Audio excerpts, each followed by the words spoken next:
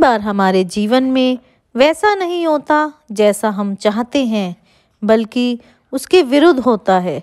लेकिन समय बीतने के बाद हमें एहसास होता है कि भगवान जो करता है उसके पीछे हमारी कोई ना कोई भलाई ज़रूर होती है। तो आइए सुनते हैं एक कहानी। एक बार एक गांव में एक पति पत्नी रहते थे।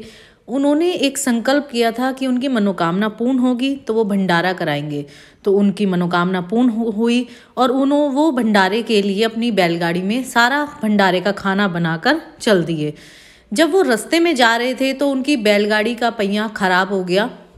और जब बैलगाड़ी का पहिया खराब हो गया तो उनकी पत्नी बहुत रोने लग गई कि अब क्या होगा, हमारा तो संकल्प ही अधूरा रह जाएगा, हम भंडारा कैसे कराएंगे अगर हम वहाँ पहुँच ही नहीं पाए। क्योंकि वो जो भंडारा कराने जा रहे थे वो रास्ता पहाड़ों का रास्ता था और वहाँ पे मुश्किल से ही कोई गाड़ी आया करती थी।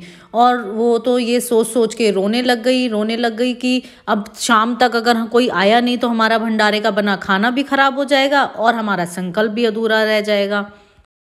तो उसको उनके पति समझाने लगे कि भगवान जो करता है अच्छे के लिए करता है, हो सकता है इसमें कोई भलाई छुपी हो जो हमें ना दिख रही हो।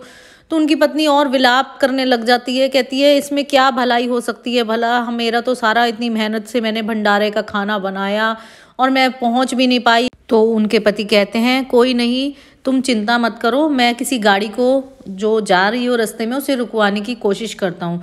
तो उनके पति जितनी गाड़ियाँ वहाँ से जा रही थी सबको रोकने की कोशिश करते हैं, लेकिन कोई गाड़ी ही नहीं रोकता।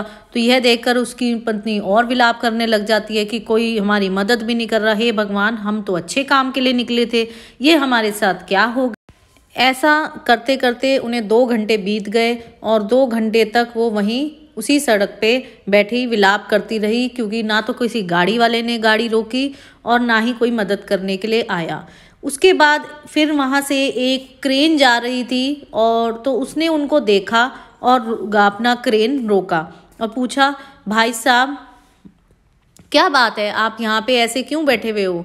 तो उन्होंने बताया कि हम आगे भंडारा, पहाड़ों के आगे दूसरे गांव में भंडारा कराने के लिए जा रहे थे, लेकिन हमारी बैलगाड़ी का पहिया खराब हो गया।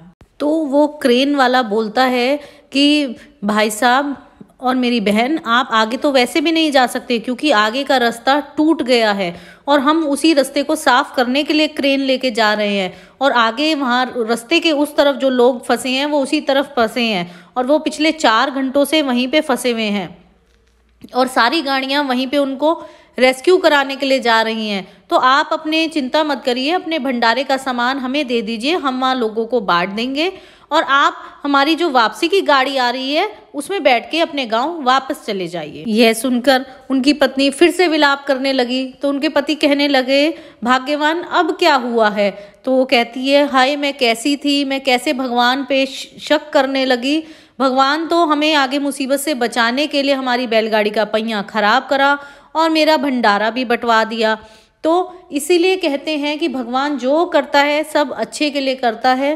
बार जब हमारे ऊपर परेशानी आती है तो हम विचलित हो जाते हैं, भगवान को कोसने लगते हैं, लेकिन पता नहीं कौन सी बड़ी परेशानी आनी थी जो टल गई। ईश्वर पे भरोसा रखें, हमारे कर्मों के अनुसार हमारी जिंदगी में बड़ी से बड़ी विपत्ति आ सकती है, लेकिन वो हमें कभी भी गिरने नहीं देगा। तो जय श्री कृष्णा, जय Shri Radhe. Don't forget to subscribe my channel and like the video.